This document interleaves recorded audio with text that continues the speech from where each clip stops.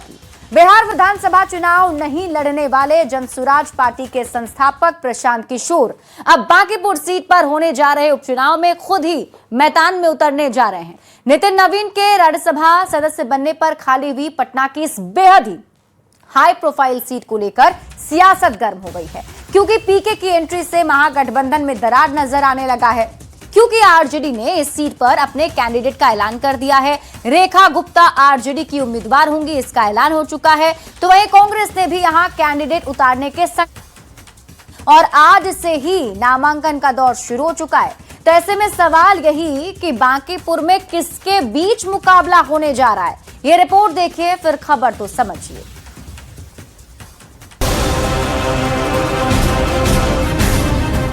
Patna central का बेहद प्रतिष्ठित और वीवीआईपी सीट बांकीपुर।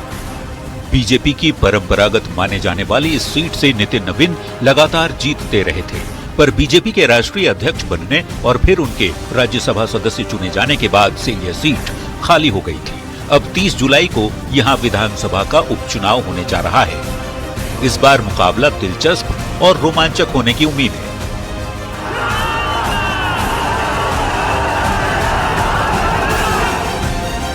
क्योंकि जनसुराज के संस्थापक प्रशांत किशोर ने इस उपचुनाव में खुद मैदान में उतरने का ऐलान कर दिया है। कल तक कांग्रेस के नेता पीके को समर्थन देने की वकालत कर रहे थे, तो अब पार्टी अपना उम्मीदवार उतारने की बात कह रही है।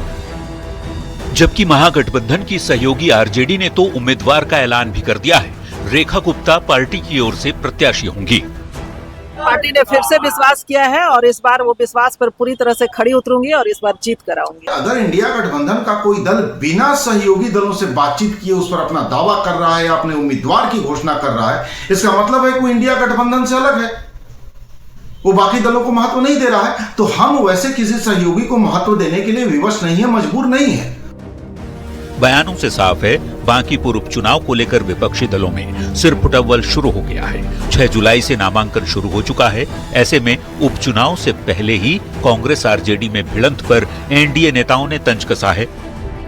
बीजेपी और जेडीयू के नेताओं ने कहा है कि विपक्ष की लड़ाई एनडीए से नहीं बल्कि उनकी आपस में ही है। ऐसे में बिखरे विपक्ष पर जनता कभी भरोसा नहीं करेगी। अब जनता किस पर भरोसा करेगी, ये तो 3 अगस्त को आने वाले नतीजे ही तय करेंगे।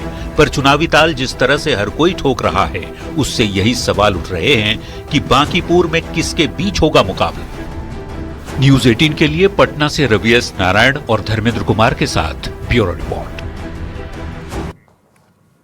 वैसे देखा जाए तो बिहार में महज एक सीट पर उपचुनाव हो रहे हैं, लेकिन इस उपचुनाव में दिलचस्प कहानी दिख रही है, क्योंकि आपस में ही महागठबंधन के लोग लड़ते हुए नजर आ रहे हैं। हम आपको अब पूरी खबर समझाते हैं कि आखिर बांकीपुर विधानसभा उपचुनाव पर हो क्या रहा है।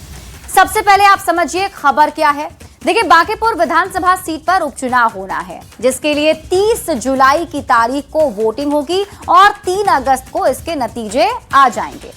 उम्मीदवारों के नामांकन भी शुरू हो चुके हैं। आरजेडी की तरफ से ऐलान भी कर दिया गया है उम्मीदवार का। आरजेडी ने बांकीपुर सीट पर रेखा गुप्ता को मैदान में उतारा है। तो वहीं जनसुराज ने प्रशांत किशोर के नाम का ऐलान किया है।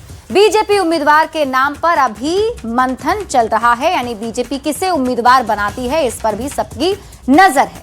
लेकिन चुनाव से पहले अब सवाल उठने लगा है कि महागठबंधन में सब कुछ ठीक नहीं है क्या? क्योंकि गठबंधन के 2 दल अलग अलग बयान दे रहे हैं। दोनों का बयान समझाते हैं।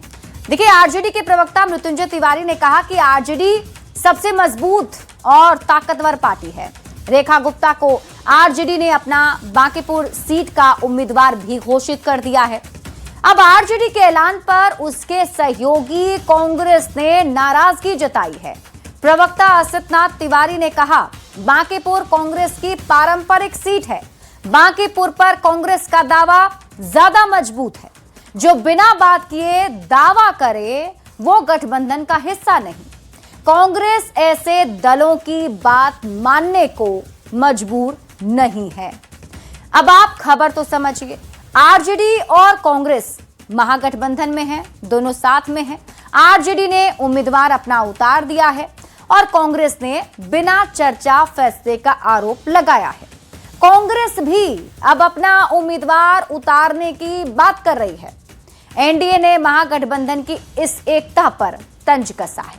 महागठबंधन की एकजुटता पर एनडीए ने सवाल उठाए हैं। यानी एक ही गठबंधन से एक ही सीट पर दो उम्मीदवार की अगर बात होगी तो सवाल तो उठेंगे ही, और इसीलिए पूछा जा रहा है कि क्या महागठबंधन में सब कुछ ठीक है।